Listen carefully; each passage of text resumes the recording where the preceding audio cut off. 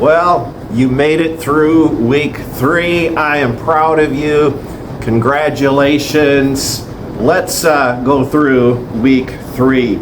Day 15, how do I love like Jesus loved? Well, according to Jesus in Luke 9:46 through 48, what is the way to achieve greatness? I wish that I could be sitting down with you and discussing these questions personally, but obviously I can't do that with everybody. But I hope there is somebody that you have in your life that you're able to go through these questions with. But I am grateful that I can at least visit with you through this video. Well, we achieve greatness by welcoming a child, by humbly serving others, by consistently doing good without seeking attention or praise. Again, we follow the example of Jesus. In what way did Jesus model this for us? Well, he met people's needs. He washed his disciples' feet. He died for us. What an amazing example that he set for us. Never think you're above serving or too good to be served by others. The Bible says Jesus came not to be served, but to serve and give his life a ransom for many. And we should follow that same example.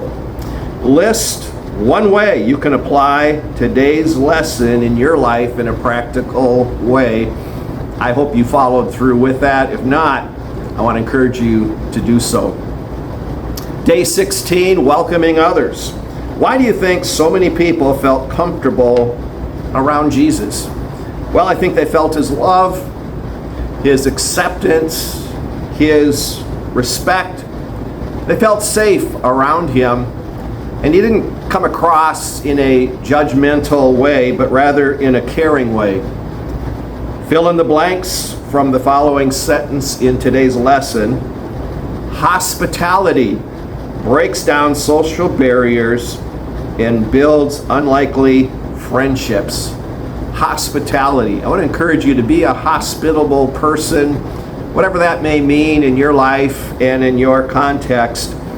And often when we show hospitality, it will open up doors for additional friendships. What's one thing you can do to show more hospitality? Maybe you need to invite someone over to your home, or out for a meal, or out for coffee. Day 17, becoming a generous person.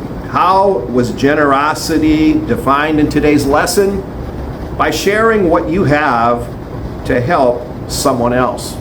God wants to meet your needs, but he wants to do even more than meet your needs so that he can use you to be a blessing to others. List 3 ways mentioned in today's lesson that one can become a generous person. Number 1, ask yourself, what do I need? Not what do I want, what do I need? Often we need far less than we want. And maybe we can curb some of our wants so that we can be in a position to be more of a blessing to others. Ask yourself, what do I have to share? Maybe you don't have a lot, but there's probably something in your life that you can use to be a blessing to others. And then ask yourself, what does my community need? Are there ways you can be a blessing to your church family and also to your community? Day 18, that leads us to noticing and meeting needs. What does the following sentence from today's lesson mean to you? As followers of Jesus, we're called to live others-focused lives. Sometimes we can get very self-absorbed in our life and our wants, our interests, our problems, and we do need to deal with those things. But sometimes we need to take our eyes off ourselves and not be so self-absorbed, and instead reach out to others. Because no matter what your needs are, your problems, what you're going through, there's always others in a worse situation than you. And sometimes in the midst of our own challenges, if we just reach out and be a blessing to others, it can help us gain a better perspective and God can help us then be victorious in our situations. In what way or ways do you feel called to serve others? Sometimes the need may be bigger than you can meet, but you can have others, small group, friends, people at church, maybe work together to meet a bigger need. And you know, when we decide to be a blessing to others, I believe God will choose to flow additional resources through us that we otherwise would not experience. So, find a way to serve someone this week and then write a sentence or two about your experience. I hope that you did that, and if not, I encourage you to do that. And it doesn't have to be some big thing. Maybe it's just thanking somebody, maybe somebody you don't even know, maybe giving somebody just a simple word of encouragement. And I would encourage you to make this a lifestyle. Day 19 is a huge topic, forgiving others. Fill in the blank in the following sentence from today's lesson. Followers of Jesus, forgive others. Followers of Jesus, forgive others. It's a command, it's a lifestyle. But what does it mean to forgive others? It means letting go of the need to get back or get even. It's a declaration that you refuse to let anger, hurt, or betrayal control your mind or actions. Forgiveness may also include establishing some boundaries in that relationship. Does forgiveness require forgetting and excusing what someone has done to you? No.